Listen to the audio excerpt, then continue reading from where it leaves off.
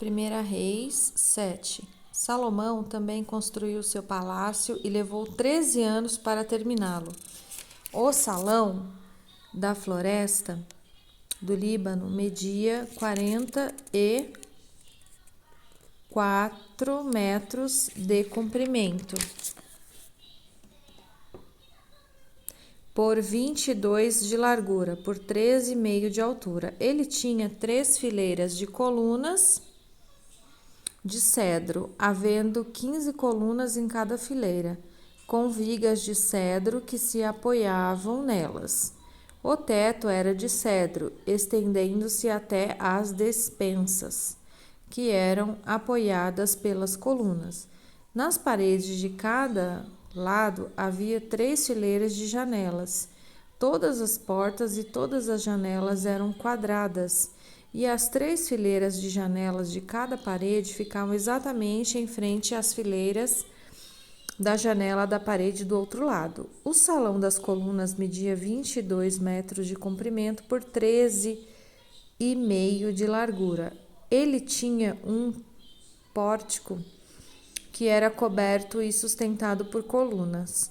A sala do trono, também chamada de salão de julgamento, onde Salomão julgava as questões, era forrada de cedro, desde o chão até as vigas. Em outro pátio, atrás da sala do trono, ficava a casa onde Salomão morava. A construção era do mesmo estilo das outras. Salomão também fez uma casa do mesmo tipo para sua esposa e filha do rei do Egito. Para sua esposa, a filha do rei do Egito. Todas essas construções e também o grande pátio foram feitos de pedras escolhidas, desde os alicerces até a beira do telhado. As pedras foram preparadas na pedreira e cortadas sob medida, sendo os lados de dentro e de fora cortados com serras. Os alicerces foram feitos com pedras grandes preparadas na pedreira. Algumas tinham 3,5 metros de comprimento e outras 4,5 metros de comprimento. Por cima delas foram colocadas pedras caras, cortadas sob medida, e vigas de cedro. O pátio do palácio, o pátio interno do templo e a sala da entrada do templo tinham paredes feitas com uma carreira de vigas de cedro para cada 3 carreiras de pedras cortadas. O rei Salomão mandou buscar um homem chamado Hurã, um artífice que morava na cidade de Tiro e que era especialista em trabalhos de bronze. O seu pai, que já havia morrido, era de Tiro e também havia sido artífice especializado em bronze, e sua mãe era da tribo de Naftali. Hurã era um artífice inteligente e capaz. Ele aceitou o convite de Salomão e se encarregou de todo o trabalho de bronze. Hurã fundiu 2 colunas de bronze, cada uma com 8 metros de altura e 1,70 m de diâmetro, e as colocou na entrada do templo. Ele fez também 2 remates de coluna, cada um com 2,20 metros de altura, para serem colocados no alto das colunas. O alto de cada coluna era enfeitado com um desenho de correntes entrelaçadas. As 2 carreiras de romãs feitas de bronze. Os remates das colunas tinham o formato de lírios, mediam 1,80 m de altura e foram colocados numa parte redonda que ficava por cima do desenho de correntes.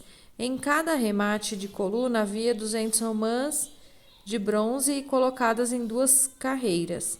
Hurã colocou essas 2 colunas de bronze na frente da entrada do templo. A que ficava no lado sul se chamava Jaquim, e a que ficava no lado norte se chamava Boaz. Os remates das colunas, de forma de lírio, feitas de bronze, estavam no alto das colunas, e assim foi terminado o trabalho das colunas. Urã fez um tanque redondo de bronze com 2,20 metros de profundidade, 4,40 metros de diâmetro e 13,20 metros de circunferência. Ao redor da borda de fora do tanque havia uma carreira de cabaças de bronze que haviam sido fundidas todas em uma só peça junto com o tanque. O tanque se apoiava sobre as costas de bronze, as costas de 12 touros de bronze que olhavam para fora. 3 olhavam para o norte, 3 olhavam para o oeste, 3 olhavam para o sul e 3 olhavam para o leste. A grossura das paredes do tanque era de 4 dedos. A sua borda era como a borda de um copo, curvando-se para fora como as pétalas de um lírio. A capacidade do tanque era de mais ou menos 40.000 litros. Urã fez também 10 carretas de bronze. Cada uma media 1,80 m de comprimento, 1,80 m de largura e 1,30 m de altura. Elas foram feitas de painéis quadrados que eram montados em molduras. Nesses painéis haviam figuras de leões, touros e querubins, e nas molduras acima e abaixo dos leões e dos touros haviam desenhos de espirais em relevo. Cada carreta tinha 4 rodas de bronze com eixos de bronze. Nos 4 cantos havia apoios de bronze para uma bacia.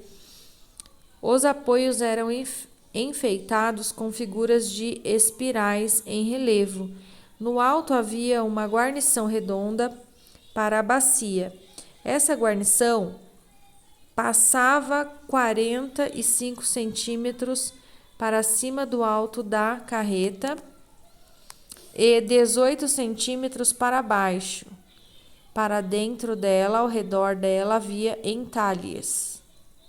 As rodas tinham 67 centímetros de altura e ficavam debaixo dos painéis, e os eixos eram feitos de uma só peça com as carretas. As rodas eram como as rodas de uma carruagem. Os seus eixos, bordas, raios e os seus cubos eram todos de bronze. Havia 4 apoios no canto debaixo de cada carreta, os quais formavam uma só peça com a carreta. Havia uma braçadeira e 22 centímetros ao redor do alto de cada carreta. Os seus apoios e os painéis formavam uma só peça com a carreta. Os apoios e os painéis eram feitos com figuras de querubins, leões e palmeiras, que cobriam todo o espaço que havia. E ao redor dessas figuras havia desenhos em espirais. Foi assim então que as carretas foram feitas. Todas elas eram iguais, tendo o mesmo tamanho e formato. Urã fez também 10 bacias de bronze, uma para cada carreta. Cada bacia tinha 1,80 m de diâmetro e a sua capacidade era de mais ou menos 830 litros. Ele colocou 5 carretas no lado sul do templo e as outras 5 no lado norte. O tanque ele colocou no canto sudeste. Urã fez também caldeirões, pás e bacias, e assim terminou todo o trabalho encomendado pelo rei Salomão para o templo do Senhor. Esta é a lição do que ele fez. 2 colunas, 2 remates em forma de taças que ficaram em cima das colunas. Desenhos de correntes entrelaçadas de cada remate, 400 romãs de bronze em 2 carreiras de 100 ao redor do desenho de cada remate, 10 carretas, 10 bacias, um tanque, 12 touros que sustentavam o tanque, caldeirões, pás e bacias. Todos os objetos destinados ao templo que Urã fez para o rei Salomão eram de bronze polido.